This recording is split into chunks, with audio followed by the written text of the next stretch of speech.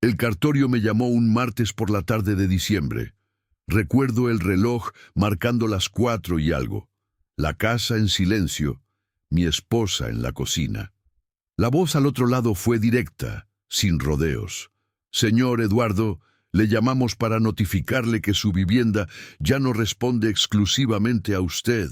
No entendí, pedí que repitiera. Entonces lo dijo más claro, más lento, como si yo fuera un niño. Su casa fue puesta como garantía en una deuda activa que figura a su nombre, pero no consta su firma presencial en el acto. Eso es imposible. Intenté explicar, pero la mujer añadió algo que me dejó helado. En el registro aparece que usted estuvo acompañado durante el trámite. Hizo una pausa breve. Su esposa figura como testigo y gestora del proceso. Sentí que el aire desaparecía. Yo estaba en casa ese día, con ella, cenando, riéndonos. Antes de colgar, soltó la frase final, casi como una advertencia legal. Le sugerimos venir personalmente. Hay movimientos que no podremos revertir después. Me llamo Eduardo, tengo 49 años, y hasta ese momento creí conocer a mi esposa. Estaba equivocado en absolutamente todo. Colgué el teléfono sin saber si sentaba o se gritaba. Todavía no sabía del banco, ni del seguro, ni del hombre exactamente igual a mí. Solo sabía que mi casa, mi matrimonio y mi identidad habían sido tocados sin mi presencia.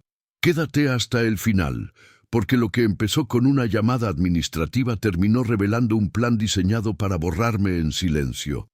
Antes de que comience esta historia, escríbeme en los comentarios desde qué ciudad o país me estás escuchando. El aviso del cartorio llegó un martes cualquiera, de esos en los que uno cree que la vida está bajo control. Su inmueble fue utilizado como garantía de una deuda activa. Leí esa frase 3 veces, con el corazón acelerado, como si las palabras fueran a cambiar. Esa casa no era solo paredes. Era mi matrimonio, mi familia, mi hijo jugando en el pasillo, la ilusión de estabilidad. Y sin embargo, ahí estaba. La casa ya no era mía. Algo se movió dentro de mí, como cuando descubres que el suelo nunca fue firme. Cuando le mostré el documento a mi esposa, esperaba gritos, negación, lágrimas, pero no. Ella respiró hondo. Se sentó con calma y me miró como quien ya sabía que ese momento llegaría. Esa serenidad me humilló más que cualquier mentira. No parecía sorpresa, parecía preparación. En ese silencio incómodo, entendí que el problema no era solo el dinero. Era el poder que alguien había ejercido sobre mi vida sin que yo lo notara. Intenté convencerme de que era un error administrativo, una injusticia del sistema, una crisis pasajera. Al fin y al cabo, llevábamos años de matrimonio, una rutina sólida, una familia normal. Pero algo no encajaba. Su forma de hablar, las palabras exactas que usaba, como si estuviera leyendo un guión invisible. Yo sentía rabia, miedo y una vergüenza absurda por no entender qué estaba pasando dentro de mi propia casa. Esa noche casi no dormí. Me quedé mirando el techo, escuchando su respiración tranquila a mi lado, preguntándome desde cuándo ella dormía tan bien mientras yo me desmoronaba.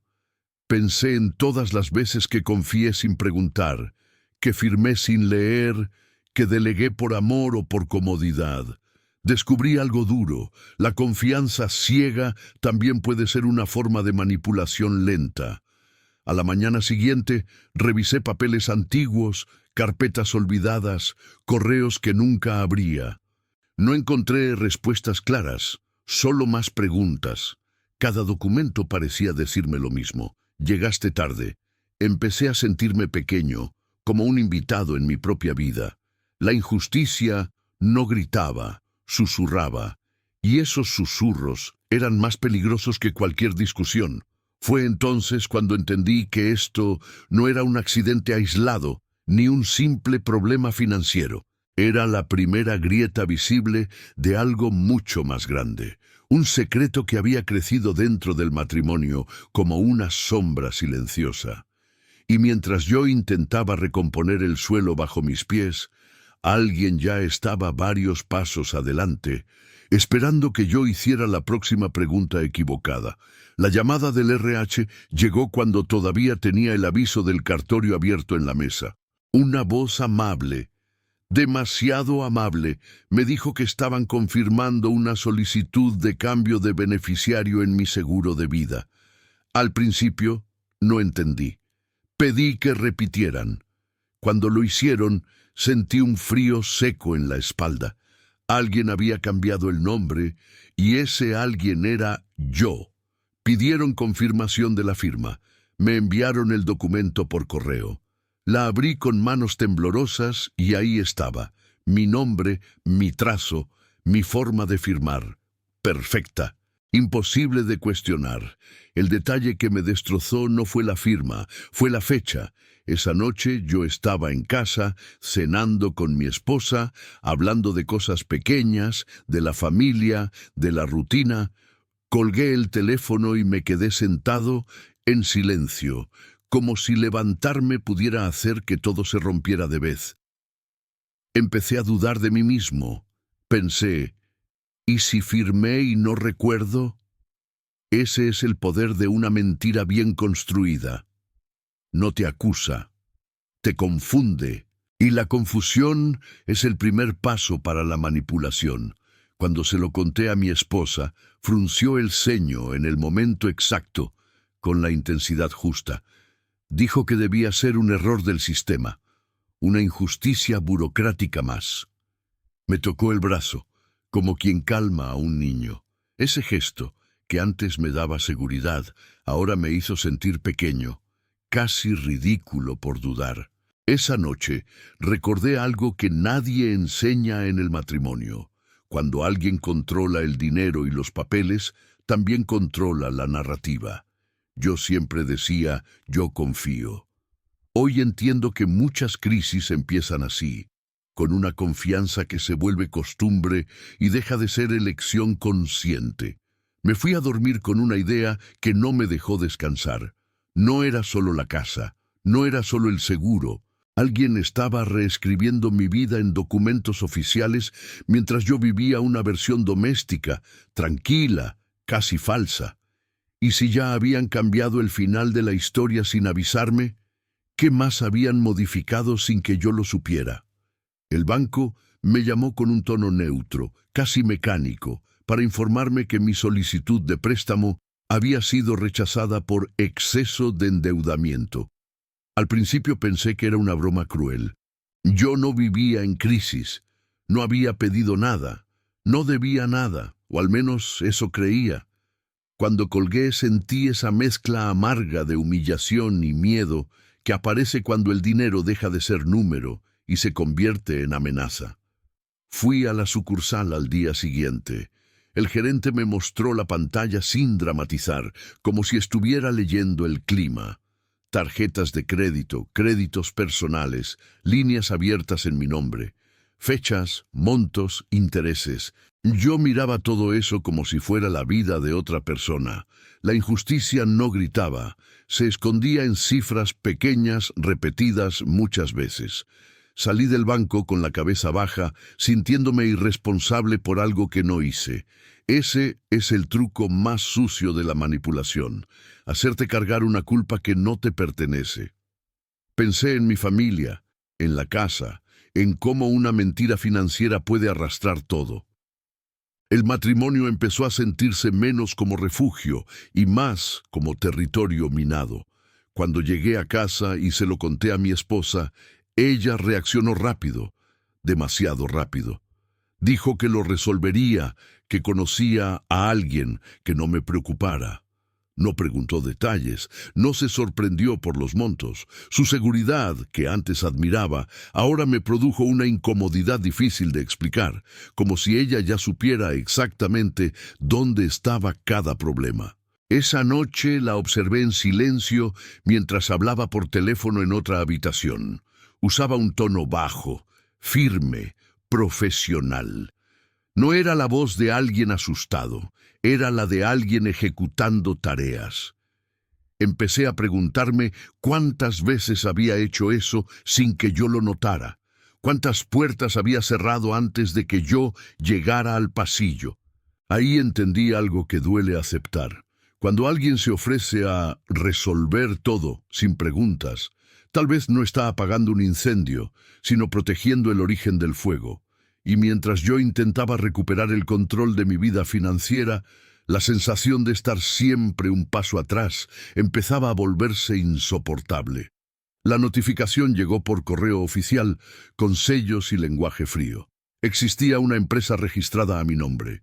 No recordaba haber abierto nada, ni firmado contratos, ni pensado siquiera en emprender. El documento incluía un CNPJ, una razón social, una dirección en una zona industrial que nunca había pisado. Sentí un vértigo extraño, como si mi identidad se hubiera duplicado sin permiso. Cuando se lo mostré a mi esposa, su reacción fue inmediata. «Eso es un fraude, amor». Lo dijo con tanta naturalidad que casi me tranquilizó. Casi. Me explicó cómo estas cosas pasaban todo el tiempo, cómo los sistemas eran vulnerables, cómo la gente honesta siempre pagaba el precio. Hablaba como alguien que ya había contado esa historia antes. Esa noche, mientras ella dormía, abrí su computadora. No buscaba pruebas, buscaba alivio. Algo que me dijera que estaba exagerando. Encontré carpetas ordenadas con fechas, planillas de Excel, columnas de ingresos y egresos. No eran caóticas, eran limpias, profesionales. Una de las pestañas tenía un nombre que me heló la sangre. Fase final. Me quedé mirando esa pantalla como si me mirara a mí mismo desde afuera. No era una empresa improvisada, era una operación. Metas mensuales, proyecciones, ajustes, todo aplicado a mi nombre, a mi vida. En ese momento entendí que el problema ya no era solo dinero o papeles, era poder. Alguien estaba dirigiendo mi historia como si fuera un proyecto corporativo. Cerré la computadora con cuidado, como si pudiera despertar algo peligroso. Volví a la cama, sintiéndome un extraño al lado de la mujer con la que compartía la casa, la familia, la rutina. Pensé en cuántas veces confié porque era más fácil no mirar. Descubrí que el matrimonio también puede ser un lugar donde uno se esconde de la verdad. Desde ese día, cada gesto cotidiano empezó a parecer ensayado. El café, las conversaciones, los silencios, todo tenía una capa extra, invisible. Yo todavía no sabía cuál era mi papel en esa fase final, pero algo dentro de mí ya entendía que no había sido invitado a decidir nada. El hospital siempre me dio una falsa sensación de seguridad. Pensé que Ali, al menos, la verdad era objetiva. Pero ese día, la médica me miró por encima del historial y preguntó con naturalidad clínica por qué había cambiado mi tipo de sangre en el formulario del seguro. Me quedé mudo. No respondí porque no entendí. Yo no había cambiado nada. Ella giró la pantalla hacia mí. Datos alterados, fechas recientes, una firma más.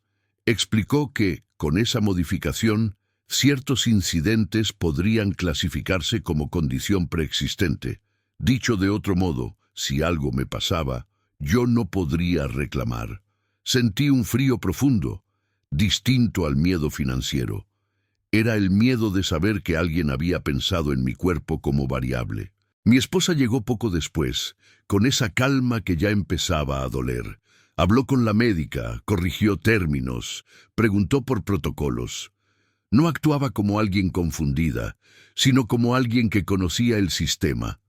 Yo observaba en silencio, sintiéndome una carga, una ficha más sobre la mesa. Recordé entonces que siempre fue ella quien se ocupaba de los papeles, de los seguros, de las consultas. Yo confiaba porque así funcionaba el matrimonio, ¿no? Cada uno en su rol. Pero ahí entendí que delegar también puede ser una forma lenta de desaparecer. La manipulación no siempre empuja, a veces acaricia. Salí del hospital con la sensación de estar desprotegido por primera vez en mi vida adulta. No era solo una crisis de dinero o de pareja, era la certeza de que alguien había preparado el terreno para que un accidente no pareciera accidente, para que una injusticia tuviera respaldo legal. Esa noche me miré al espejo más tiempo del habitual. Pensé en lo frágil que es el cuerpo cuando otros escriben su historia por ti. Y mientras intentaba convencerme de que todavía tenía control, una pregunta empezó a latir con fuerza. Si ya habían tocado mi salud, ¿qué más estaban dispuestos a alterar sin que yo lo supiera? El abogado del condominio apareció sin avisar, con una carpeta gruesa y un gesto impaciente. Habló de cuotas atrasadas, de reformas aprobadas en asamblea, de autorizaciones firmadas. Yo lo miraba sin entender nada. Nunca había autorizado obras, nunca dejé de pagar. Aún así, el proceso estaba en marcha, con fechas, multas y amenazas legales. Cuando cerré la puerta, sentí una rabia seca subir por el pecho. Revisé correos antiguos, mensajes, extractos. Nada. Era como si alguien hubiera vivido mi vida paralela durante meses, tomando decisiones que ahora caían sobre mí como castigo. La palabra injusticia dejó de ser abstracta. Tenía forma de papel timbrado. Mi esposa apareció con una caja de recibos y contratos. Demasiado organizada, demasiado rápida. Dijo que seguro había un error, que ella lo resolvería. Mientras hablaba, fui notando algo inquietante: la caligrafía, documento tras documento, la misma letra, el mismo trazo, la misma presión, como si alguien hubiera ensayado ser yo una y otra vez. Me senté en silencio, comparando firmas, fechas, números. No era improvisación, era repetición, disciplina. Empecé a sentirme observado incluso cuando estaba solo, como si cada decisión cotidiana ya hubiera sido prevista. El matrimonio dejó de sentirse íntimo, parecía una oficina donde yo era el expediente principal. Esa noche no pude dormir. Escuchaba ruidos mínimos, pasos, el sonido del celular vibrando en otra habitación. Pensé en cuántas veces la vida se arruina no por un gran golpe, sino por pequeñas acciones constantes que nadie cuestiona. La caída silenciosa no hace ruido, pero no se detiene. Por primera vez sentí miedo real dentro de mi propia casa. No miedo a perder dinero, sino a perder la identidad. Si alguien podía firmar por mí, decidir por mí, endeudarme sin que yo lo supiera, entonces la pregunta ya no era qué estaba pasando, sino desde cuándo. La policía tocó la puerta temprano, cuando la casa todavía estaba en silencio. 2 agentes, educados, firmes, preguntaron por un vehículo involucrado en una investigación por fraude. Mi nombre figuraba como propietario. Sentí un vacío inmediato en el estómago. Nunca había visto ese coche, nunca lo había conducido, nunca había firmado nada relacionado con él. Intenté explicar, pero las palabras salían torpes. Antes de que pudiera ordenar una frase, mi esposa apareció. Saludó a los agentes con naturalidad, ofreció café, pidió disculpas por la confusión, empezó a hablar por mí, elegía cada palabra con cuidado, omitía detalles, construía una versión aceptable de los hechos. Yo observaba, reducido a testigo de mi propia acusación. Uno de los agentes la miró con atención, hizo preguntas técnicas. Ella respondió sin dudar. Demasiada seguridad para alguien sorprendida. Yo sentía el peso de la humillación, esa que no grita pero quema por dentro. El matrimonio, que debía proteger, se había convertido en escenario de control. Cuando la policía se fue, ella cerró la puerta despacio y dijo que todo estaba bajo control. Usó exactamente esas palabras, bajo control. No habló de miedo, ni de injusticia, ni de cómo eso podía afectar a la familia. Habló como alguien que mide riesgos, no emociones. Me senté en el sofá, mirando la puerta por donde los agentes habían salido. Pensé en lo fácil que sería para ella empujarme un poco más, dejar que la versión oficial avanzara sin resistencia. Comprendí que no estaba solo reaccionando a los problemas, estaba siendo colocado dentro de ellos. Esa tarde entendí algo crucial. Cuando alguien controla la narrativa frente a la autoridad, controla también tu futuro. Y si mi esposa ya podía hacerlo con la policía, entonces lo que estaba en juego no era solo mi nombre limpio, sino mi libertad. El mensaje llegó desde un número desconocido, sin saludo ni explicación. Revisa tu cuenta conjunta, no es tuya. Estuve varios minutos mirando la pantalla, dudando si abrir o no. Algo dentro de mí ya sabía que, una vez que lo hiciera, no habría vuelta atrás. Aún así, entré. Porque la curiosidad, cuando se mezcla con miedo, se vuelve urgente. Lo primero que noté fue que mis permisos habían cambiado. Yo ya no podía autorizar nada importante. Ella sí, tenía control total. Sentí una mezcla de rabia y humillación, como si alguien me hubiera quitado la llave de mi propia casa sin avisar. El dinero, que siempre fue símbolo de seguridad, ahora era prueba de mi ausencia. Buscando más, encontré una segunda cuenta vinculada. Nunca la había visto, no aparecía en mis accesos habituales. Al abrirla, vi transferencias pequeñas, constantes, casi invisibles, montos que nadie revisa, saliendo todos los meses. No era un robo impulsivo, era una sangría lenta, la definición exacta de caída silenciosa. Mi primer impulso fue pensar en un error técnico, en el banco, en el sistema. Pero los patrones no mienten. Las fechas coincidían con gastos domésticos, con viajes familiares, con momentos en los que yo me sentía tranquilo. Cada transferencia parecía decirme, mientras confías, yo avanzo. Recordé cuántas veces escuché que el dinero no era importante en un matrimonio, y entendí la trampa. El dinero no es solo dinero, es poder, es acceso, es capacidad de decidir sin pedir permiso. Alguien había usado la estructura familiar como cobertura perfecta para un golpe limpio. Cerré la sesión y me quedé mirando la pantalla apagada. Ya no había dudas, solo aceptación amarga.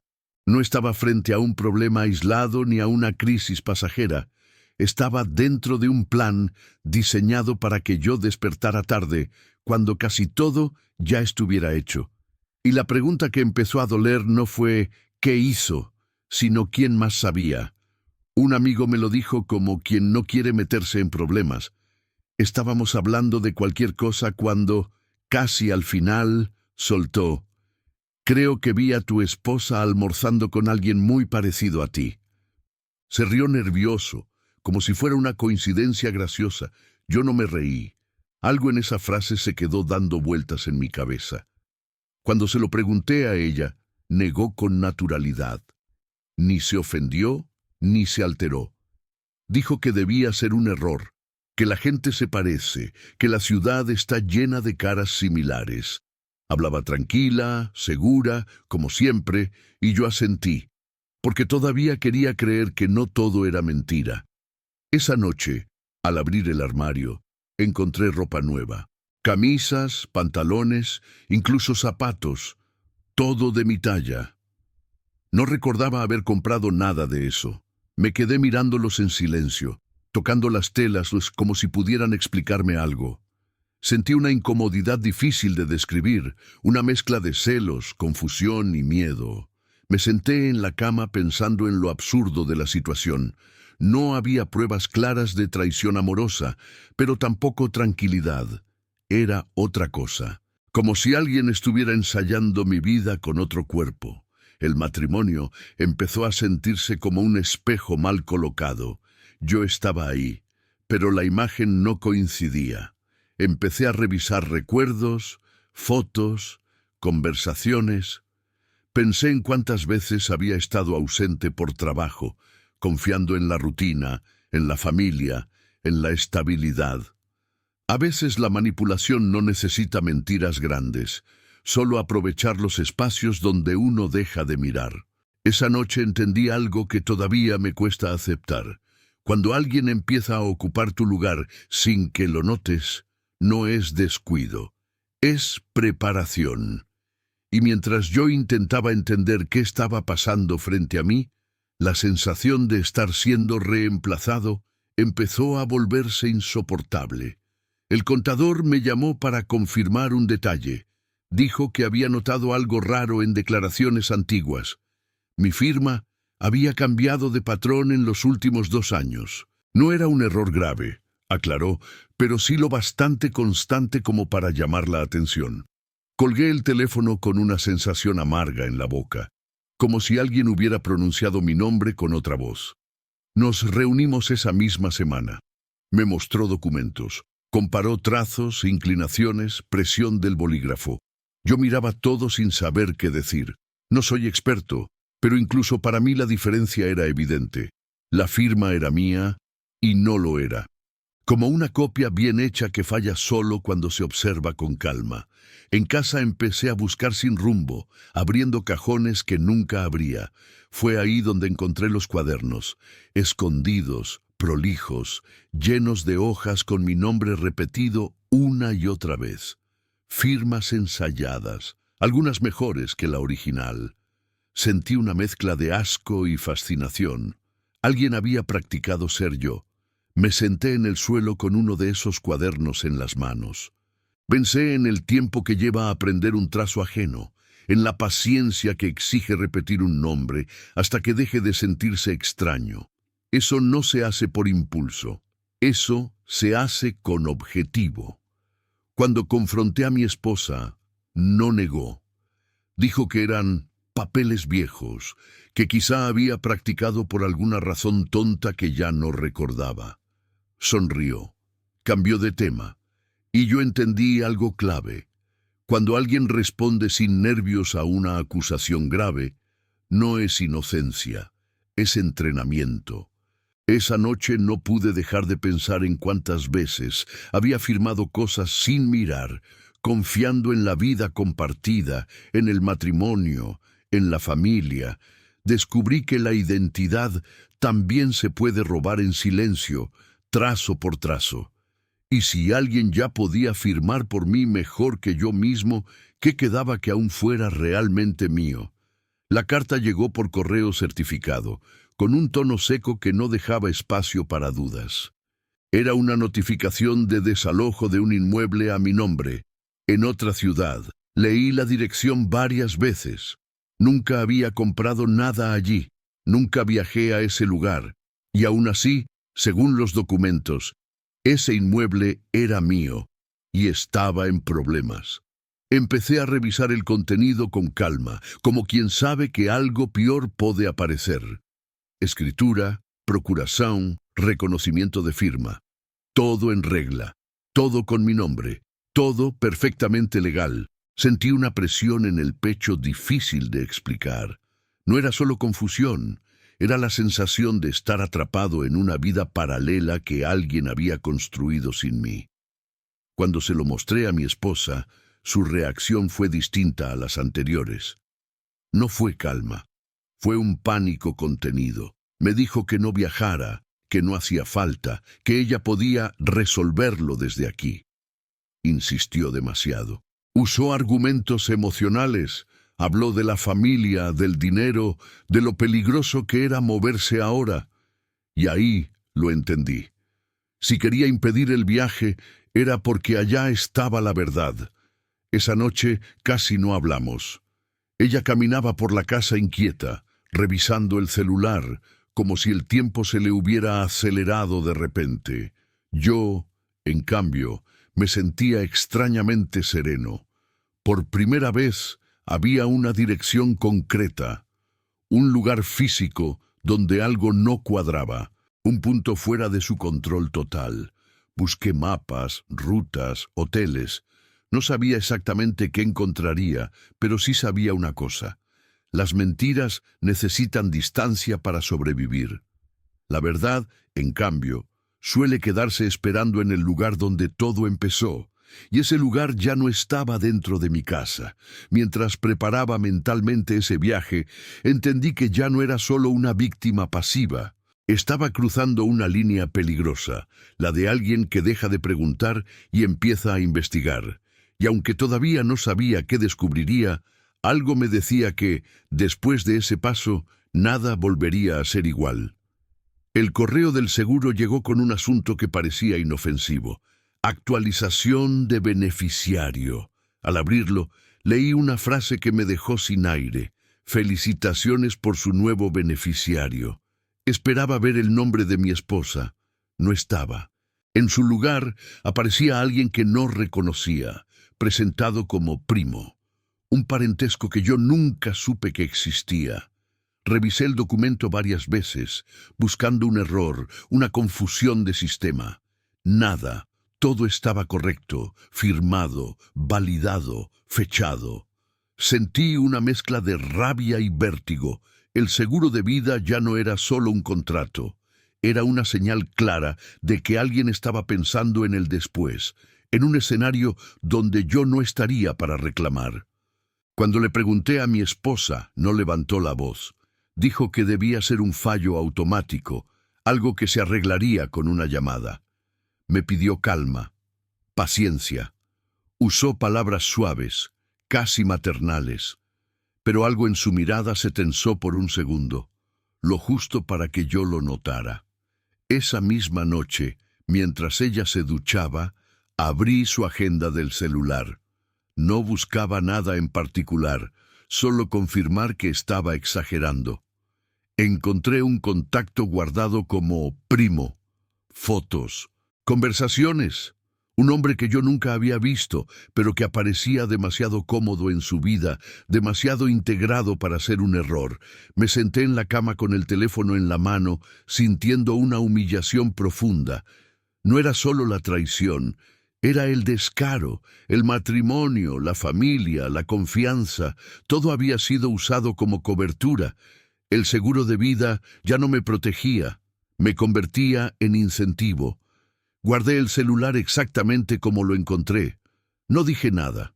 Aprendí que, en ese punto, la información valía más que cualquier confrontación. Y mientras ella salía del baño sonriendo, yo entendí algo definitivo. Cuando alguien decide quién cobra si tú mueres, ya no estás hablando de errores. Estás hablando de intenciones. El alerta del banco sonó de madrugada, en un horario absurdo. Intento de retiro en efectivo, monto alto, ubicación distante. Me incorporé en la cama con el corazón acelerado, mirando el celular como si pudiera explicarse solo. Yo estaba en casa, dormido, o al menos eso creía. A la mañana siguiente fui directo a la sucursal. El gerente me recibió con cara seria, sin rodeos. Me mostró las cámaras de seguridad. Allí estaba alguien usando mi tarjeta, ingresando el código, mirando alrededor con cuidado. Mi forma de caminar, mi postura, mi cara, o una versión demasiado parecida. Sentí náuseas. El gerente comentó algo que me heló la sangre. Mi esposa había pasado antes por el banco para aclarar el asunto. Dijo que había respondido todo con mucha seguridad, como si conociera el proceso mejor que muchos clientes. No dudó en ningún momento. No pareció sorprendida. Salí de ahí sin sentir los pies. La idea de que alguien pudiera ocupar mi lugar físicamente, no solo en papeles, me resultó insoportable.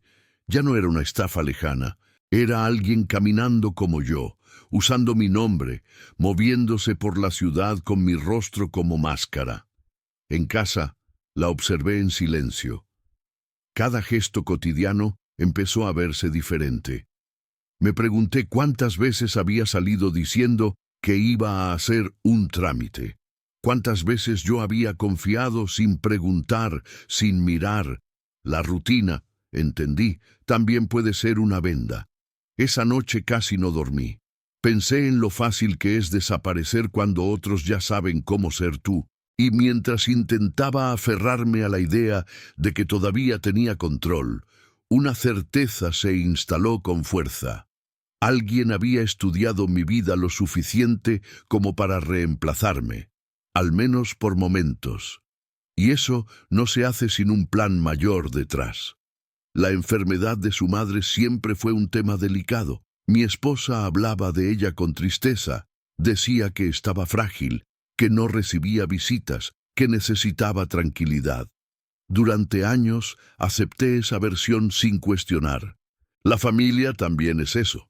Confiar en historias que no vivimos de cerca. Pero algo no me dejaba en paz. Aproveché una tarde libre y fui a la dirección que ella siempre mencionaba. Un edificio común, sin nada especial. Toqué el timbre. Nadie respondió. Insistí. Finalmente, una vecina abrió la puerta y me miró con extrañeza cuando pregunté por la señora. Dijo que allí no vivía nadie con ese nombre desde hacía meses. Sentí un golpe seco en el estómago. Subí y bajé escaleras, revisé números, confirmé direcciones. Todo coincidía, menos la persona. El apartamento estaba vacío, con olor a lugar abandonado, ningún rastro de una mujer enferma, ninguna señal de la historia que yo había escuchado tantas veces. Volví a casa en silencio, con la sensación de que el pasado empezaba a borrarse frente a mis ojos. No era solo una mentira puntual, era una biografía inventada. Me pregunté cuántas veces había usado esa enfermedad para justificar ausencias, urgencias, decisiones financieras. Cuando la confronté, no gritó. Se mostró ofendida, dolida. Dijo que yo estaba cruzando límites, invadiendo su privacidad. Y por primera vez entendí algo importante. Cuando alguien defiende una mentira apelando a la moral, no está protegiendo sentimientos, está protegiendo estructura. Esa noche, el matrimonio se sintió vacío. No por falta de amor, sino por exceso de ficción. Yo ya no sabía qué parte de su historia era real y cuál había sido escrita para mí. Y mientras intentaba reconstruir mentalmente los años compartidos, una pregunta empezó a pesar más que todas las otras. Si su pasado era falso, ¿qué futuro estaba planeando conmigo?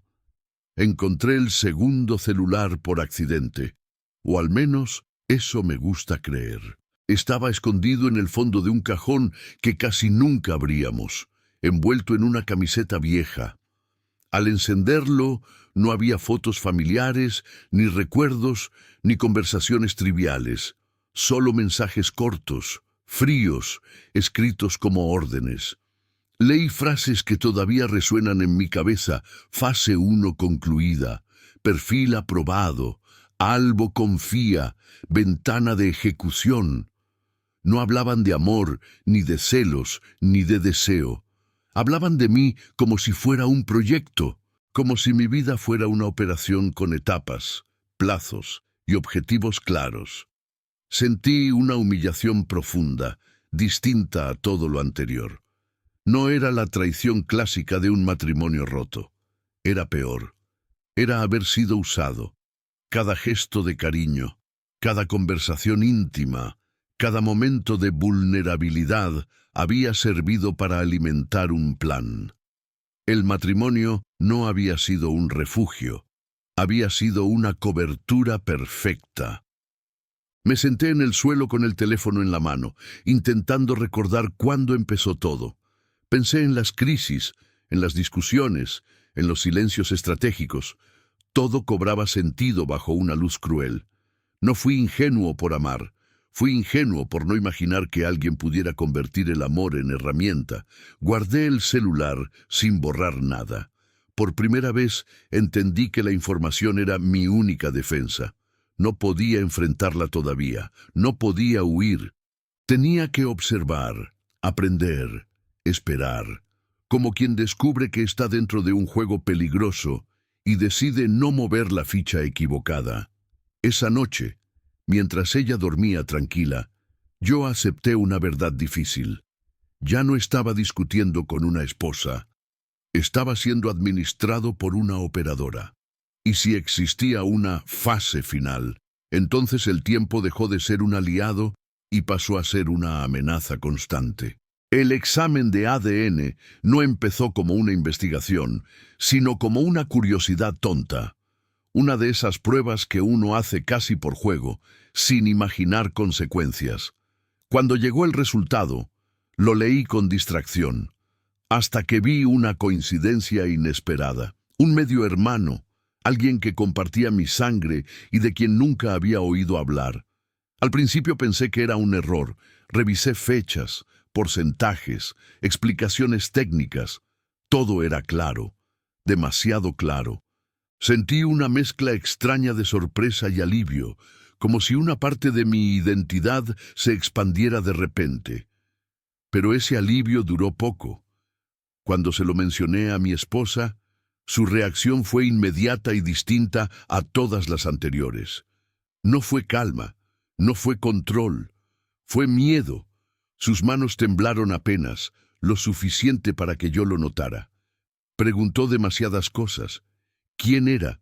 Si pensaba contactarlo, si ya había hablado con alguien más. No preguntó por mí, preguntó por el riesgo. Ahí lo entendí. Un familiar real podía confirmar mi historia, mis orígenes, mi identidad auténtica. Podía desmontar documentos, fechas, versiones fabricadas. Ese medio hermano no era solo una sorpresa biológica, era una amenaza directa para el plan que ella llevaba años construyendo. Por primera vez, sentí que el reloj corría en serio. Ya no era solo acumulación de pruebas, era una carrera silenciosa. Si yo avanzaba, ella tendría que acelerar. Si yo dudaba, ella ganaría tiempo. La fase final dejó de ser una palabra abstracta y se volvió una cuenta regresiva. Esa noche casi no dormí. Pensé en ese hermano desconocido, en lo que podía revelar sin saberlo. Pensé también en algo más inquietante. Si ella tenía miedo de la verdad, era porque la verdad aún tenía poder, y mientras ese poder existiera, yo no estaba completamente perdido. Todavía. Encontré la nueva póliza casi por casualidad, escondida entre documentos que ya había revisado antes. Era reciente, demasiado reciente. Estaba firmada por mí y tenía una cláusula que me llamó la atención de inmediato. El valor se duplicaba en caso de accidente, no enfermedad, no causas naturales. Accidente. Sentí un escalofrío lento recorrerme la espalda. Cuando se lo mencioné a mi esposa, sonrió con dulzura. Dijo que era previsión, que la vida era incierta, que pensaba en la familia, en el futuro. Usó palabras bonitas, de esas que tranquilizan y confunden al mismo tiempo, pero ya no podía escuchar sin traducir. Cada frase tenía una segunda capa. Poco después, sugirió una escapada romántica, un viaje para reconectar. Habló de actividades al aire libre, de aventuras, de salir de la rutina. Sonaba perfecto, demasiado. Mientras la escuchaba, entendí algo que me heló la sangre. No estaba planeando unas vacaciones, estaba activando un escenario. Empecé a ver el matrimonio como un guión. Cada invitación, cada gesto, cada promesa encajaba con una lógica que ya conocía. La póliza no era protección, era incentivo. El viaje no era descanso, era contexto. Yo no era el compañero, era la variable principal. Aún así, fingí entusiasmo. Asentí, sonreí, acepté. Aprendí que, cuando alguien cree tener el control total, baja la guardia. Yo necesitaba tiempo, observación, margen. Y para eso, debía parecer el marido confiado de siempre. Esa noche, mientras ella dormía, pensé en lo irónico de la situación. El amor que debía cuidarme ahora servía de excusa para ponerme en riesgo. Y mientras el viaje se acercaba, una certeza se instaló con fuerza. El plan ya no estaba en pausa. Había entrado oficialmente en la etapa de ejecución. El accidente fue pequeño, tan pequeño que cualquiera lo habría llamado mala suerte. Iba conduciendo despacio cuando sentí que el pedal del freno no respondía como debía. Nada dramático, nada visible. El coche se detuvo después de unos segundos eternos. Me quedé inmóvil, con las manos tensas en el volante, escuchando mi propia respiración. Cuando se lo conté a mi esposa, frunció el ceño apenas. Dijo que seguramente era desgaste, que esos autos siempre fallan, que no exagerara. Habló con la naturalidad de quien descarta un detalle sin importancia. Pero yo ya no podía permitir que los detalles pasaran sin peso. Llevé el coche al taller. El mecánico revisó en silencio y luego levantó la mirada. Dijo que el daño no era común, que no parecía un fallo espontáneo. Usó una frase que se me quedó clavada. Esto no suele pasar solo. No quiso decir más, pero no hizo falta. Esa noche, mientras ella dormía, revisé su computadora una vez más. No buscaba pruebas nuevas, buscaba confirmación. Encontré búsquedas recientes, cómo provocar falla gradual, cómo simular desgaste natural, accidentes no fatales. Sentí que algo dentro de mí se cerraba para siempre. El miedo se convirtió en certeza. No grité, no lloré, no la desperté. Entendí que cualquier reacción emocional me pondría en desventaja. A partir de ese momento, cada gesto debía ser calculado. Si ella jugaba a largo plazo, yo también tendría que hacerlo. Me acosté a su lado con el corazón acelerado, fingiendo normalidad. Pensé en lo frágil que puede ser la vida cuando alguien decide que eres prescindible. Y mientras escuchaba su respiración tranquila, acepté algo aterrador. El primer intento ya había ocurrido. El siguiente podía no ser tan leve. El amigo antiguo apareció una tarde cualquiera sin aviso previo. Traía una sonrisa fácil, una confianza excesiva, como si ya me conociera. Dijo mi nombre varias veces durante la conversación, observándome con atención, demasiado atento a mis gestos, a mis horarios, a mis respuestas. Yo asentía, midiendo cada palabra. Se sentó en la sala como quien evalúa un espacio. Hizo preguntas simples, disfrazadas de interés casual. ¿A qué hora salía de casa? Si viajaba mucho. ¿Cómo era mi rutina? Mi esposa observaba en silencio, dejando que él guiara la charla. No intervenía, no hacía falta. Todo parecía ensayado. En algún momento, sus miradas se cruzaron. Fue rápido, casi imperceptible, pero suficiente. No fue complicidad emocional, fue coordinación. Ahí entendí que no estaba frente a un visitante incómodo, sino frente a un engranaje. Una pieza diseñada para encajar justo cuando el plan lo necesitara. Cuando se fue, la casa quedó en silencio. Mi esposa me miró como quien evalúa un riesgo que acaba de cambiar de forma. No preguntó si me había gustado el encuentro, no hizo bromas. Solo dijo que él siempre había sido muy observador. Esa frase tan simple me heló la sangre. Me senté solo en la cocina, repasando la escena una y otra vez. El accidente, la póliza, el viaje, ahora él. Todo seguía una lógica fría. No era improvisación, era escalonamiento. Cada fase necesitaba un testigo, un apoyo, alguien que pudiera intervenir si algo salía mal. Esa noche acepté algo definitivo. Ya no estaba lidiando solo con una esposa manipuladora. Había un equipo, y cuando un plan deja de ser individual y se vuelve compartido, la fase final suele estar mucho más cerca de lo que uno imagina. Descubrí la empresa de consultoría una madrugada, revisando movimientos antiguos con una paciencia que yo mismo desconocía. Estaba registrada a nombre de mi esposa, con una razón social genérica, casi invisible. Nada llamativo. Lo inquietante no era la empresa, era el flujo constante de dinero que entraba todos los meses. Rastreé los pagos con cuidado, línea por línea. El origen me dejó sin aire, mis propias cuentas, Transferencias automáticas, pequeñas, regulares. Yo estaba financiando el golpe contra mí mismo sin saberlo. Cada mes, cada rutina, cada factura pagada era una contribución silenciosa a mi caída.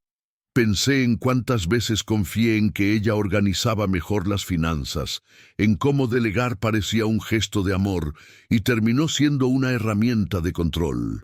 El matrimonio, entendí tarde, también puede convertirse en una estructura perfecta para esconder fraudes. Nadie sospecha de lo que se llama familia.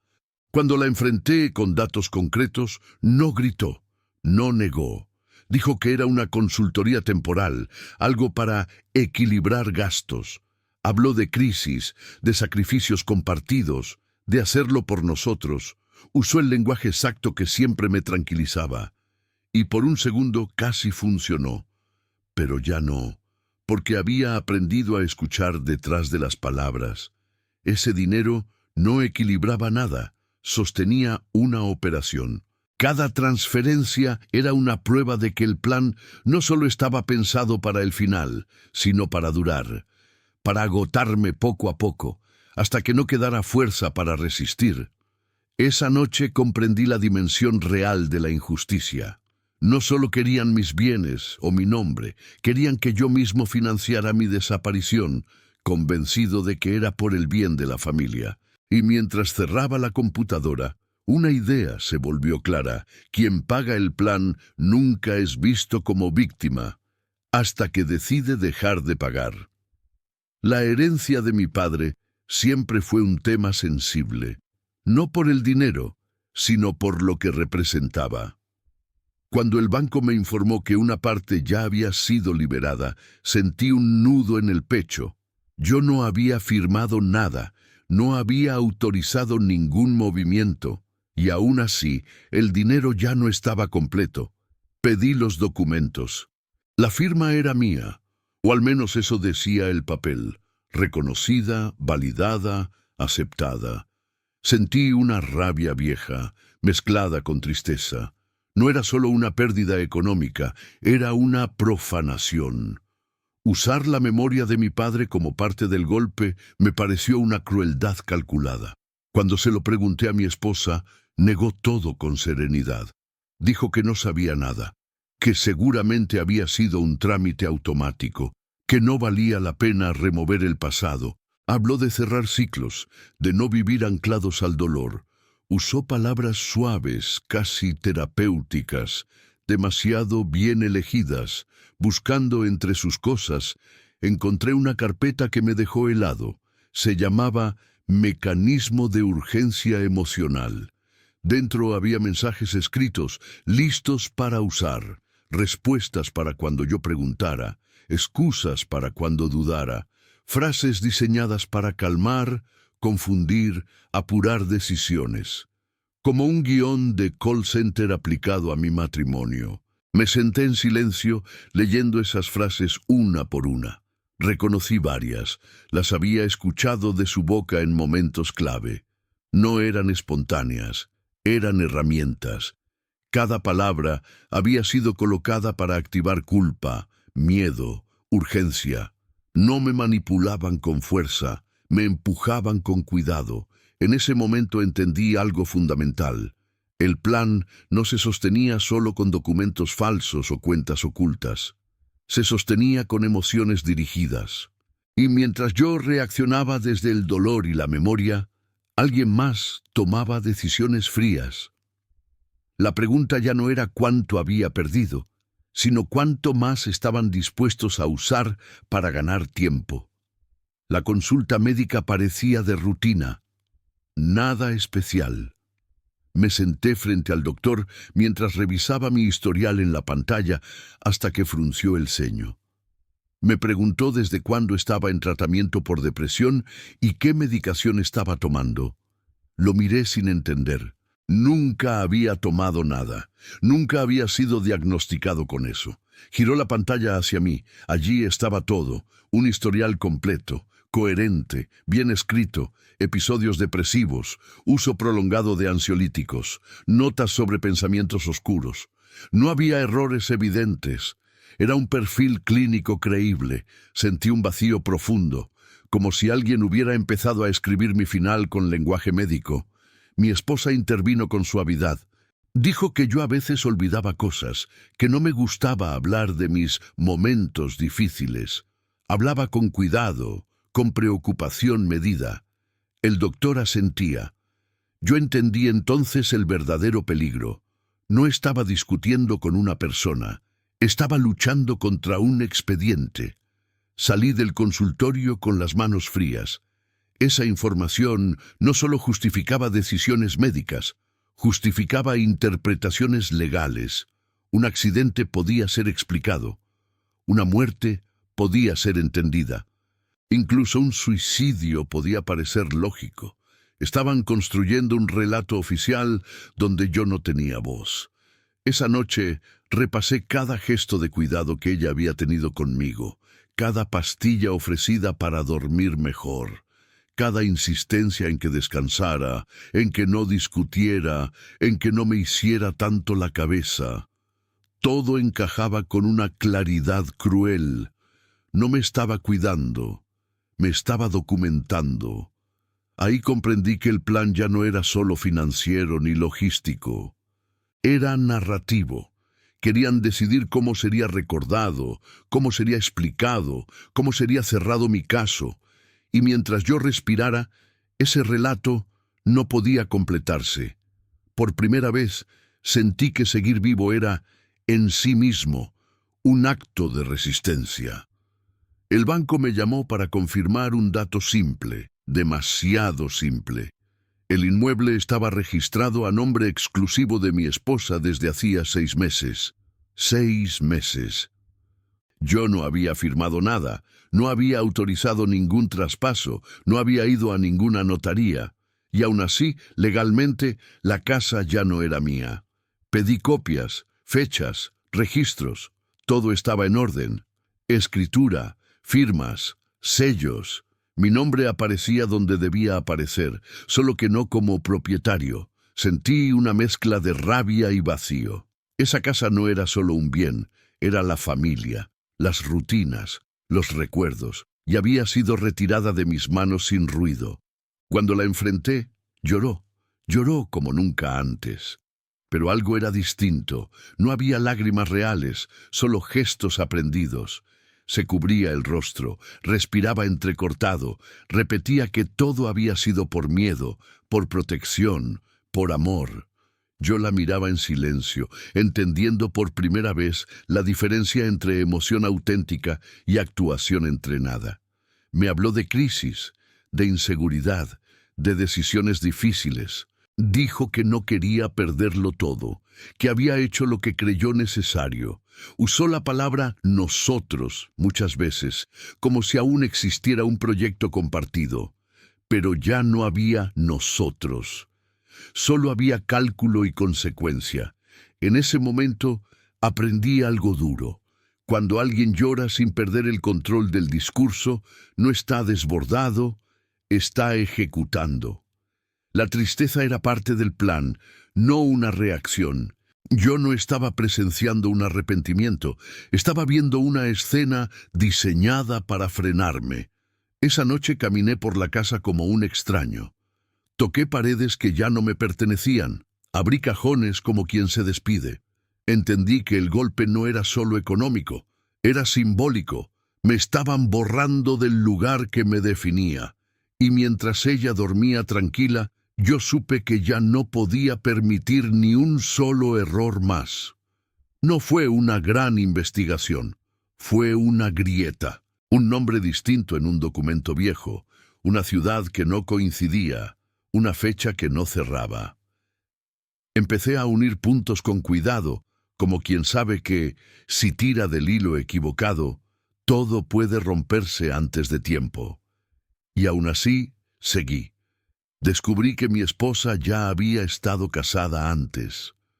Luego otro registro apareció, con otro nombre, otra ciudad, otro marido. Pensé que era casualidad, hasta que vi el patrón: aislamiento progresivo, transferencia de bienes, urgencias familiares, crisis financieras repentinas Y después, silencio. Historias que simplemente desaparecían. Busqué más. Archivos públicos, foros antiguos, menciones perdidas en redes sociales. Cada historia terminaba igual. Hombres que se alejaban de amigos, que confiaban demasiado, que entregaban el control por amor. Algunos se mudaron, otros quebraron. De algunos no había rastro claro. El vacío también era una respuesta. Sentí un escalofrío que no tenía nada que ver con el miedo inmediato. Era algo más frío, la certeza de no ser especial. Yo no era una excepción, era una repetición, un paso más en una secuencia que ella ya había ejecutado antes. El matrimonio no fue un error, fue un método. Recordé conversaciones, anécdotas, historias que ella contaba sobre su pasado. Todo encajaba ahora con una precisión cruel. Los silencios, las lagunas, las versiones vagas. No ocultaba detalles por trauma, los ocultaba porque eran reutilizables. Su pasado no era confuso, era adaptable. Ahí entendí lo más difícil de aceptar. No estaba luchando contra una traición puntual, ni contra una crisis de pareja. Estaba frente a alguien que había perfeccionado una estrategia con el tiempo. Y si yo estaba descubriendo el patrón ahora, era porque ya estaba demasiado cerca del final para seguir fingiendo que no veía nada. No fue un gran plan, fue algo mínimo, casi ridículo. Cambié un detalle pequeño de mi rutina, uno de esos hábitos que nadie nota, a menos que esté observando. Alteré el horario, modifiqué unas secuencias simples do día a día, sem avisar, sem comentar. Quería ver si alguien persevería. Pasaron apenas 2 días. En una conversación casual, mi esposa corrigió ese detalle como si fuera un error mío. Lo hizo con suavidad, sin acusar, como quien ayuda. Pero no había nada que corregir. Ese hábito ya no existía. Y, aún así, ella lo defendió como si siguiera vigente. Sentí un frío inmediato. No fue sorpresa, fue confirmación. Ella no reaccionaba a quien yo era, sino a un patrón registrado. No convivía conmigo, me monitoreaba. Yo no era un marido, era un conjunto de comportamientos esperados, y cuando uno de ellos falló, el sistema lo señaló. No dije nada, asentí, sonreí. Aprendí que, en ese punto, cada gesto meu precisaba ser calculado. Si ella ajustaba la realidad para que coincidiera con su guión, yo debía fingir que todavía estaba dentro del papel asignado. Esa noche entendí algo devastador. La intimidad había sido reemplazada por vigilancia. Los años de matrimonio no habían construido cercanía. Habían refinado observación. Yo no estaba siendo amado, estaba siendo leído, y con esa certeza llegó otra, igual de importante. Si yo podía alterar el guión y provocar correcciones automáticas, entonces también podía inducir errores. Por primera vez, el plan ya no era solo de ella, el tablero había cambiado, y alguien que confía demasiado en su propio control suele cometer o erro que derruba todo. Encontré el documento en su laptop una noche en que ella dormía profundamente. No estaba escondido, estaba ordenado, demasiado. Se llamaba Mapa de Vulnerabilidades. Al abrirlo, sentí una presión en el pecho difícil de describir, como si alguien tivese aberto meu peito sen tocar. Había una lista clara, directa, casi académica. Soledad, culpa, rutina, miedo al conflicto, necesidad de aprobación. Al lado de cada palabra, una técnica, frases sugeridas, momentos ideales para usarlas. No eran insultos ni amenazas, eran caricias dirigidas, manipulación envuelta en cuidado. Leí ejemplos que reconocí al instante, conversaciones reales, momentos en los que yo había bajado la guardia, discusiones en las que cedí para mantener la paz, días en los que me sentí débil y agradecí su apoyo. Todo estaba ahí, clasificado, optimizado. Mi sufrimiento había sido estudiado. Me senté en silencio, recordando escenas que creía íntimas. No eran recuerdos compartidos, eran datos. Cada abrazo, cada confesión, cada miedo expresado había servido para ajustar el plan. Entendí que no me había escuchado por amor, sino por estrategia. Lo más duro no fue el contenido, fue la frialdad. No había rabia, ni venganza, ni emoción, solo eficiencia, como si mi vida fuera un sistema que debía responder a estímulos previsibles. El matrimonio había sido el laboratorio perfecto. Cerré el archivo con cuidado, como quien guarda una prueba explosiva. Ya no quedaban dudas. Los momentos que yo consideré más humanos habían sido herramientas, y mientras me recostaba pensando en todo eso, comprendí que el golpe final no sería financiero ni físico, sería emocional, porque destruir a alguien empieza mucho antes de tocar su cuerpo. Ella preparó una noche perfecta, cena cuidada, música baja, palabras suaves. Habló de errores, de cansancio, de lo mucho que habíamos pasado juntos como familia. Dijo que quería empezar de nuevo, que el matrimonio merecía una última oportunidad. Por un momento, solo por un momento, sentí ganas de creerle. El cuerpo también recuerda lo que el corazón ya no confía. Me tomó la mano y habló de futuro, de calma, de dejar atrás los problemas. Usó exactamente el tono que siempre me desarmaba. No fue exagerada, no fue teatral, fue medida. Y ahí estaba el peligro. La reconciliación no buscaba perdón, buscaba acceso. Después de la cena, sacó unos documentos sin importancia. Dijo que eran trámites simples, ajustes necesarios para ordenar la casa, el dinero, la herencia. Me habló de confianza, de cerrar ciclos, de firmar para avanzar. Yo asentía por fuera, mientras por dentro cada palabra sonaba como un eco ensayado. Fui al baño con una excusa mínima y tomé su celular. No tuve que buscar mucho. Un mensaje enviado hacía pocos minutos decía: mañana él firma, nada más, ninguna emoción, ninguna duda. El amor de la noche anterior se convirtió, de golpe, en logística pura. Volví a la mesa con una calma que no sabía que tenía.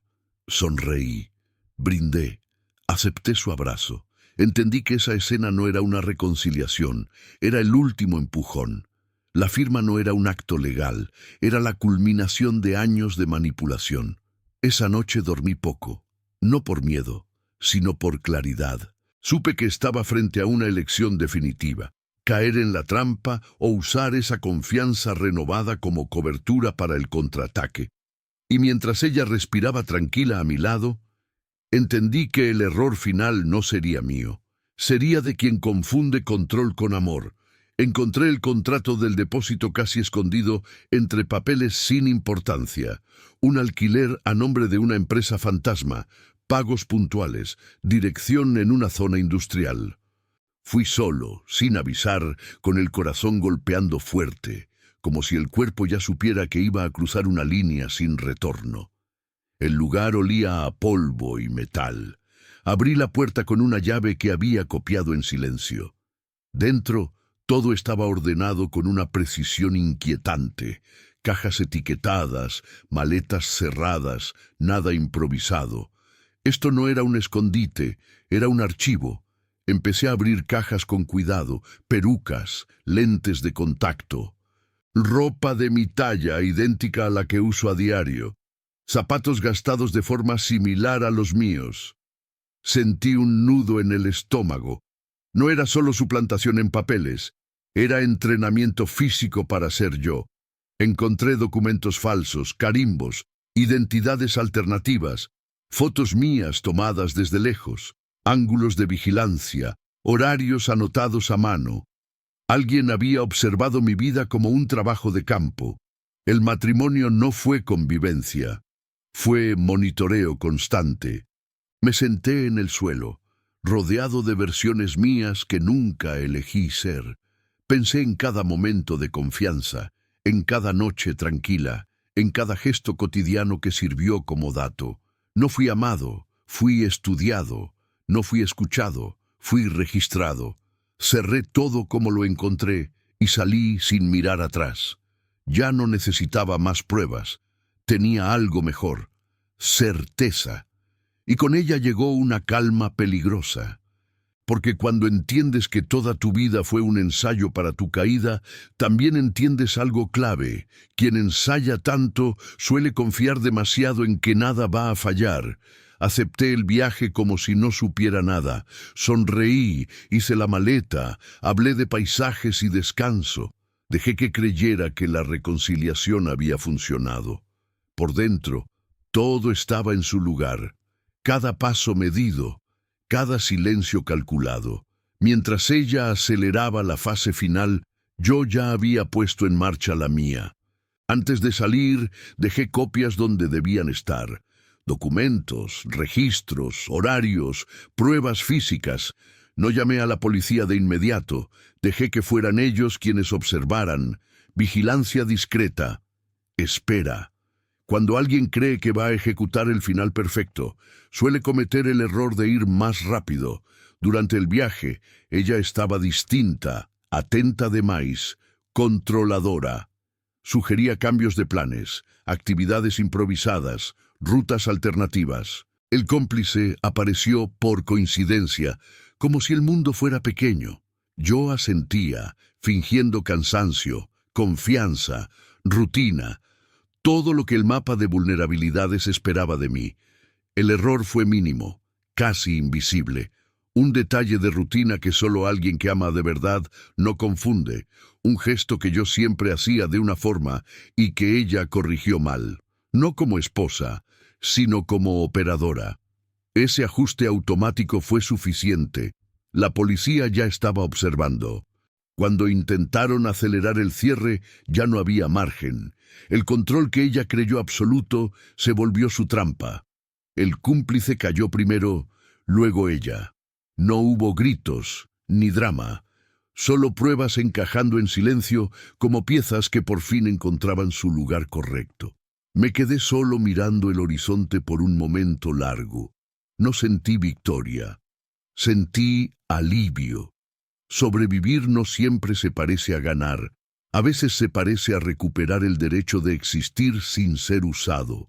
Y mientras el plan que casi me borró se desmoronaba por un error humano simple, entendí algo definitivo.